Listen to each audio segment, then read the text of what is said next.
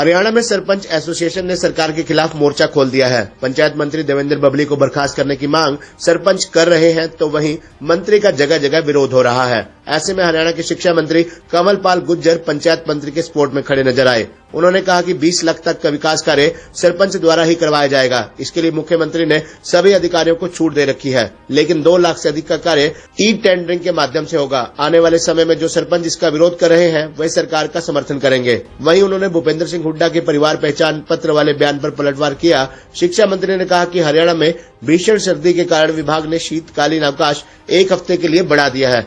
प्रदेश में sarpanch association e tendering का विरोध कर रही है और पंचायत मंत्री देवेंद्र बबली के खिलाफ सरपंचों ने मोर्चा खोल दिया है। ऐसे में शिक्षा मंत्री कमल पाल गुर्जर पंचायत मंत्री देवेंद्र बबली के सपोर्ट में खड़े नजर आए। शिक्षा मंत्री कमल पाल गुर्जर ने कहा कि जितना फायदा भाजपा सरकार दे रही है उतना आज तक किसी भी सरकार ने नहीं दिया। उन्होंने कहा कि 20 लाख तक के काम सरपंच द्वारा ही करवाए जाएंगे। 10 करोड़ तक का विकास कार्य नगर निगम व नगर पालिका करेगा, ऐसी छूट मुख्यमंत्री ने दी हुई है।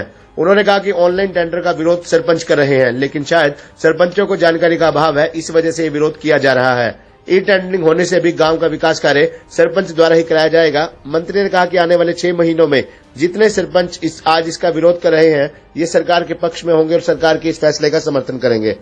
आज भी टोहाना में नहीं, देखिए कोई छोटी सरकारों का विरोध नहीं है। अभी जो हमने निर्णय लिया, मेरे समझ में शायद उनको इसकी जानकारी नहीं है। इतने अधिकार आज तक कभी भी किसी भी सरकार ने, जो छोटी सरकारें हैं, उनको नहीं दिया।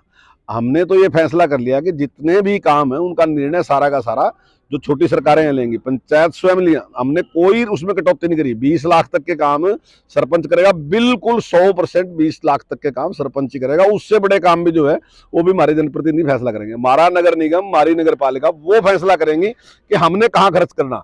चाहे वो 10 करोड़ तक का काम है, 10 करोड़ तक का फैसला हमारा हाउस करेगा।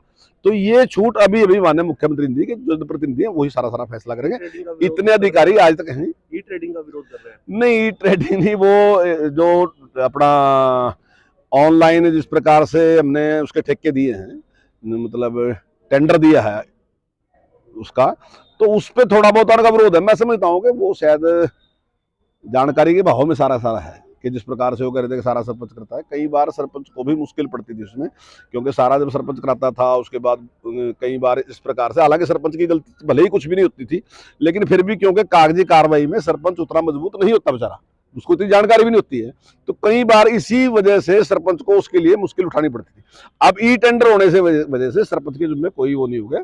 देख रेख सरपंच की होगी, काम जो होगा वो सरपंच की देख रेख होगी। तरसेंगे नहीं, देखिए कुछ लोग जो विरोधी हैं, मान लीजिए वो कुछ भी कह रहे हैं, लेकिन मैं दावे के साथ कह रहा कि अभी आज चाहे वो कुछ भी करे, आप 6 महीने में देखोगे सारे के सारे सरपंच 100% सरपंच जो है वो इसके पक्ष में आए, वो कहेंगे ठीक किया सर। परिवार पहचान पत्र से बहुत बड़ा लाभ हो रहा है इससे, और इससे हमें एक जानकारी मिलेगी कि किस आदमी की आमदन कितनी है।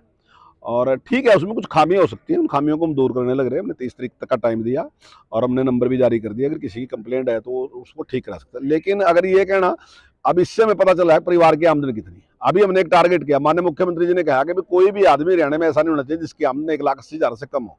और अभी हमने 1 लाख पे काम शुरू कर दिया। हमने 4 बार कैंप लगा लिए। 32,000 लोग ऐसे हैं जिनको हमने लोन दे दिया। हमने कहा कि भाई आप हमारे से लोन लो, हम लोन देंगे, गारंटी हम देंगे, लोन बैंक देगा, गारंटी सरकार देगी, ब्याज सरकार देगी। आप कोई ना कोई बिजनेस करके अपनी आमदन बढ़ाएंगे, इस गरीबी से बाहर निकलो। तो एक इस प्रकार की योजनाएं जो लेके चल रहे हैं, और इसी प्रकार से जैसे अभी कौशल विकास में हमने कहा जिनकी आमदन 1 लाख से कम है उसको 50 नंबर देंगे, प्राथमिकता के आधार पर उसको नौकरी देंगे।